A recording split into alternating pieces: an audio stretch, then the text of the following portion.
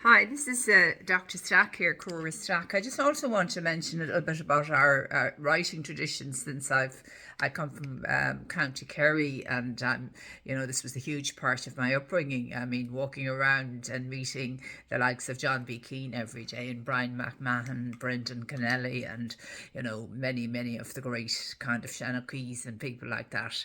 It was incredible, and you'd meet people in Writers Week, and it really, you really didn't realise how privileged you were to, be in the company of these real geniuses of Irish writing. So just to mention something good about Ireland, and that's our literary tradition.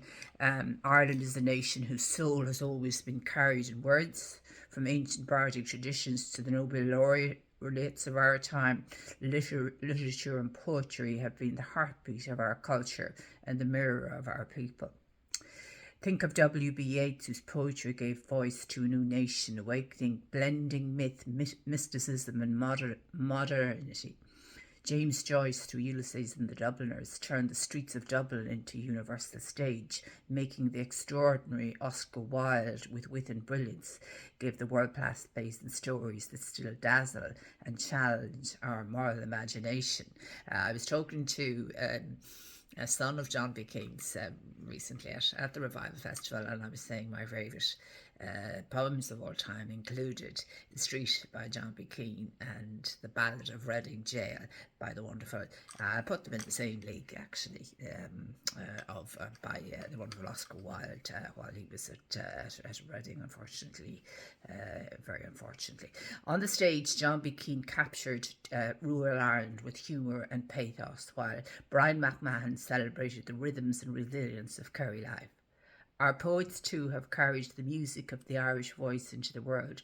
Brendan Kennelly, unfortunately R.I.P., with his honesty and compassion, and Seamus Heaney, Nobel laureate, who unearthed the truth of our history and humanity from the very soul of Ireland.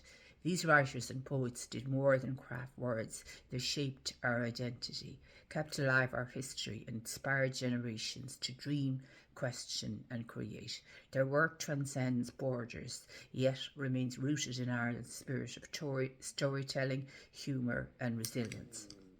Ireland's literary tradition is not just a legacy, it's a living flame, one that continues to inspire and guide us. So there is just a point about it. We could also talk about the wonderful tradition of Irish music, and it's phenomenal. The Irish music, the way it's growing every year, there are more and more people, and the Irish dancing now, the set dancing is rising and rising hugely, and people are extraordinarily fit. It's great for the exercise, but it seems to be on the rise big time. So that's fantastic as well to see the Irish tradition, and more and more people are going to Irish language schools, so that's good. But I think it's the music that's really resonating with so many people because of its uplifting nature. There's nothing as good as the best of the Irish reels played by the great the bands, the Kennelly bands, all around Munster and all over Ireland. So there's just a couple of points about some of the good things in Ireland, and I think the writing tradition certainly